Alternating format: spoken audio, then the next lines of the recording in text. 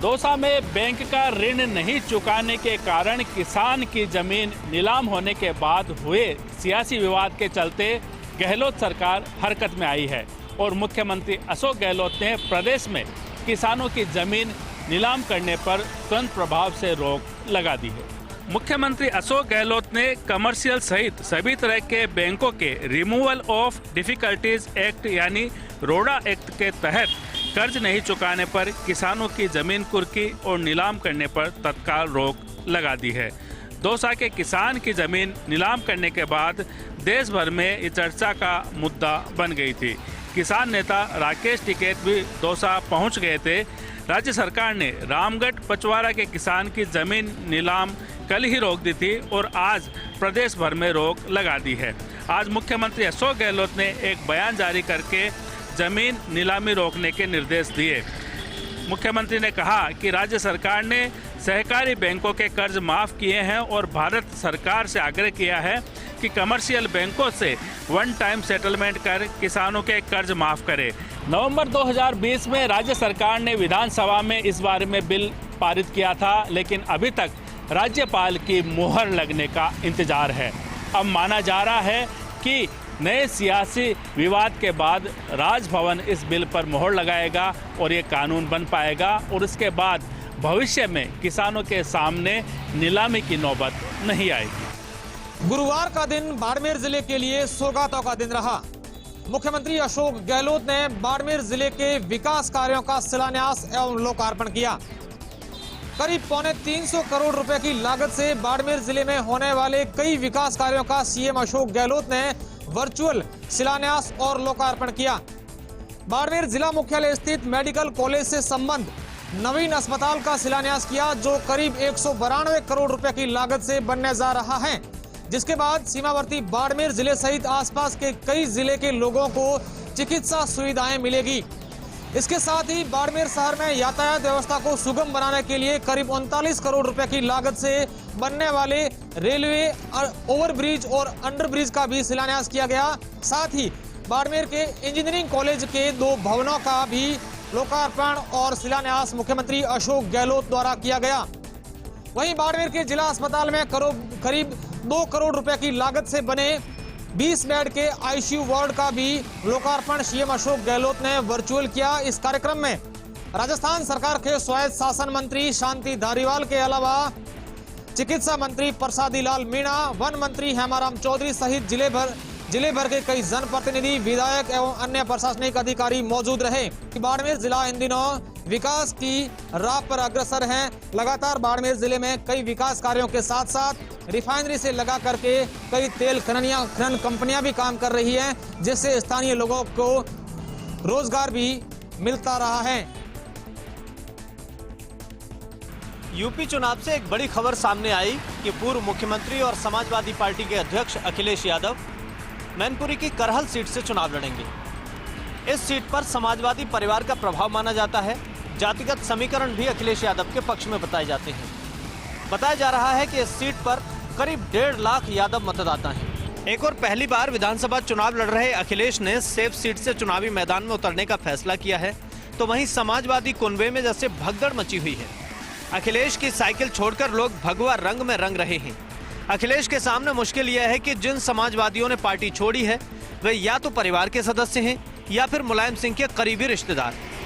Samajwadi party के संरक्षक मुलायम सिंह यादव के साढ़ू पूर्व विधायक प्रमोद गुप्ता भाजपा में शामिल हो गए। उधर भाजपा में एक और खास शख्सियत शामिल हुई। ये शख्सियत कोई और नहीं बल्कि कांग्रेस की पोस्टर गर्ल प्रियंका मौर्य हैं। प्रियंका मौर्य वही चेहरा हैं जो कांग्रेस के घोषणा पत्र लड़की हूं लड़ सकती हूं के फ्रंट पेज पर सबसे सामने नजर आता है।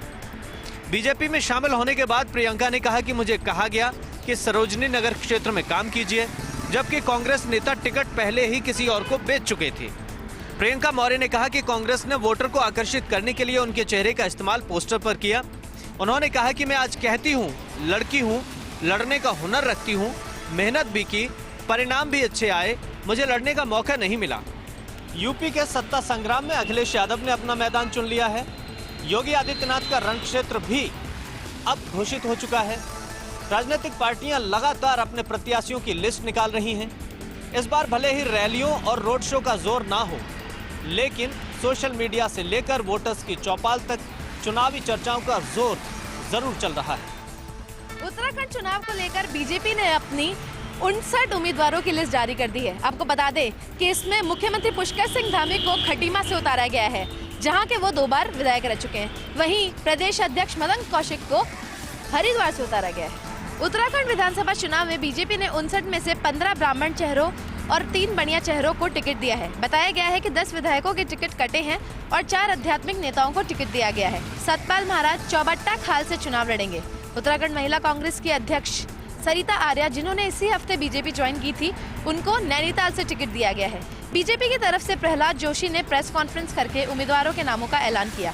उन्होंने कहा कि उत्तराखंड में 5 साल में डबल इंजन की सरकार ने विकास के काम किए हैं। वहीं अगर गोवा विधानसभा चुनाव की बात करें तो बीजेपी ने चुनाव के लिए उम्मीदवारों की लिस्ट जारी कर दी है, जिसमें पूर्व सीएम मनोहर पर्रिकर के बेटे उत्पल को पणजी से टिकट नहीं मिला है। बीजेपी की तरफ से गोवा के इंचार्ज देवेंद्र फडणवीस और पार्टी के महासचिव अरुण सिंह ने प्रेस कॉन्फ्रेंस करके उम्मीदवारों का ऐलान किया था। गोवा विधानसभा चुनाव के लिए 34 विधानसभा सीटों से उम्मीदवारों का ऐलान किया गया है। हालांकि अभी ये सस्पेंस है कि उत्पल पर्रिकर कहां से लड़ेंगे। वहीं इसी मौके का फायदा उठाते हुए मुख्यमंत्री अरविंद केजरीवाल ने ट्वीट किया। उन्होंने कहा कि गोवा वासियों को बहुत दुख होता है कि बीजेपी ने पर्रिकर परिवार के साथ भी यूज एंड थ्रो पॉलिसी अपनाई है। मैं उत्पल जी आपका स्वागत करता हूं। आप आम आदमी पार्टी से चुनाव लड़ सकते हैं। ऊर्जा मंत्री भंवर सिंह भाटी रहे बीकानेर दौरे पर। यहां पर उन्होंने खादी ग्रामोद्योग के एक नए भवन का उद्घाटन किया। भंवर सिंह भाटी ने कहा कि आज़ादी के दौरान महात्मा गांधी ने खादी के जरिए रोजगार देने के साथ साथ एक संदेश भी छोड़ा था। आज जरूरत है कि खादी में जो है परिवर्तन कर इसे वर्तमान परिप्रेक्ष्य के और उपयोगी बनाया जाए, जिस पर काम भी हो रहा है। इस दौरान पूर्व विधायक आर.के. दास गुप्ता सहित कई गणमान्य लोग मौजूद रहे। यहाँ पर पौधारोपण का कार्यक्रम भी हुआ। उसके बाद भाटी ने कोलायत विधानसभा क्षेत्र के कुछ कार्यक्रमों में हिस्सा लिया। कैबिनेट मंत्री गोविंद मेघवाल भी बीकानेर दौरे पर रहे। आज मंत्री का जन्मदिन था, ऐसे में उनके निवास पर समर्थकों, शुभचिंतकों और कार्यकर्ताओं का तांता लगा रहा। गोविंद मेघवाल ने कहा कि जनता का विकास ही मेरी प्राथमिकता है, उनके मुद्दे सुलझ जाएं, इसी पर मैं लगातार काम कर रहा हूं। तो वहीं बीकानेर के नए जिला कलेक्टर भगवती प्रसाद कलाल पेपर पर कार्यभार ग्रहण करने के बाद आज पहली बार बीकानेर पहुंचे। यहां पर अधिकारियों से बातचीत की, प्रेस से मुखातिब हुए। कलाल ने कहा कि मेरी प्राथमिकता रहेगी कि सरकार की जो एडवाइजरी है कोरोना को लेकर उस पर काम हो, साथ ही साथ विकास कार्यों को लेकर बातचीत कही और कहा कि ये जरूरी है कि फील्ड में अधिकारी जाएं और देखें कि क्या चल रहा है। कुल मिलाकर भगवती प्रसाद कलाल का कहना था कि हमारी कोशिश यही है कि सरकार की जो फ्लेक्सिब योजनाएं हैं उन पर भी काम हो। तो वहीं पूर्व मंत्री देवी सिंह भाटी का धरना भी बदस्तूर जारी है। लगातार वे धरने पर हैं, सरकार के खिलाफ आंदोलन कर रहे हैं। कह रहे हैं कि गोचर पर हुए कब्जों को पट्टा देना गलत है, गायों के वोट नहीं होते, लेकिन ये बात गलत है कि इस तरह से कब्जों को नियमितीकरण कर दिया जाए। भाटी ने कहा कि जरूरत पड़ी तो आमरण अनशन भी करेंगे। तो कुल मिलाकर कहा जा सकता है कि नए कलेक्टर के समक्ष ये भी एक चुनौती रहने वाली है। डकैती की एक आपराधिक वारदात के घटित होने से पहले ही उसे विफल करते हुए कोटा शहर पुलिस ने आज छठे बदमाशों की एक कुख्यात गैंग की धरपकड़ की है। शहर के उद्योगनगर थाना पुलिस ने शहर से सटे राड़ी की जंगलों में छापा मारा था, जहां से इस गैंग के पास छुरा, चाकू और बेसबॉल के बल्ले समेत हथियारों का पूरा जखीरा भी बरामद हुआ है। उद्योगनगर एसएचओ मनोज सिंह सिकरवार के मुताबिक गैंग का सरगना सुनील पांचाल है, जो कि 2000 का इनामी बदमाश भी है। इस गिरोह की योजना शहर के रायपुरा स्थित एचपी पेट्रोल पंप पर डाका डालने की थी, लेकिन इससे पहले ही मुखबिर के जरिए पुलिस को इनके ठिकाने का सुराग लग गया और पुलिस ने छापा मारकर पूरी गैंग की धरपकड़ कर ली है। गैंग के बाकी सदस्यों का भी क्रिमिनल रिकॉर्ड है और 5 बदमाशों से पुलिस गहनता से पूछताछ कर रही है। पुलिस को उम्मीद है कि इनसे चोरी डकैती की दूसरी भी वारदातों का खुलासा पूछताछ के बाद हो सकता है। भीलवाड़ा जिले के सकरगढ़ थाना क्षेत्र में मानवता को शर्मसार करने वाली एक घटना सामने आई, जिसमें सकरगढ़ थाना क्षेत्र के बेई ग्राम पंचायत के उप सरपंच और सचिव ने मिलकर एक विकलांग व विधवा महिला के साथ में मारपीट कर दी। इस मामले में जब पीड़ित महिला पुलिस के पास पहुंची तो थाने में भी उनको न तो किसी तरह का न्याय मिला, बल्कि उनकी सुनवाई तक नहीं हुई। इस मामले को जिला पुलिस अधीक्षक ने गंभीरता से लेते हुए थानेदार जो छोटू लाल को लाइन हाजिर कर दिया है। गौरतलब है कि जाजपुर पंचायत समिति की बेई पंचायत में मंगलवार को एक अतिक्रमण हटाने के मामले को लेकर विवाद हो गया था। विवाद के दौरान बेई उप सरपंच छोटू लाल व सचिव सत्यनारायण शर्मा ने मिलकर विवाहिता के साथ में मारपीट कर दी थी। इस मामले में सबसे ज्यादा गंभीर और दुखद पहलू यह है कि विधवा महिला विकलांग है। इस मामले को लेकर जब जानकारी जाजपुर विधायक गोपीचंद मीणा के पास पहुंची तो आज गोपीचंद मीणा इस विधवा महिला को साथ लेकर भीलवाड़ा पुलिस अधीक्षक के पास पहुंचे। साथ में कोटड़ी प्रधान करण सिंह भी थे। इस मामले को पुलिस अधीक्षक ने गंभीरता से लेते हुए तत्काल प्रभाव से प्रारंभिक जांच के बाद में थाना प्रभारी छोटू लाल को लाइन हाजिर कर दिया। एक बार फिर इस मामले से साबित होता है कि पंचायत राज में जिस तरह के जनप्रतिनिधि और कारिंदे हैं वो किस तरह से खास तौर से महिलाओं के ऊपर अत्याचार हो रहे हैं, उनको लेकर किस तरह से नजरअंदाज कर रहे हैं। अब देखना ये होगा कि एक बार पुलिस ने तो अपना कर्तव्य कर लिया, मगर पंचायत राज के अधिकारी इस मामले को लेकर कैसे गंभीरता से कार्रवाई करते हैं ये तो आने वाला समय बताएगा।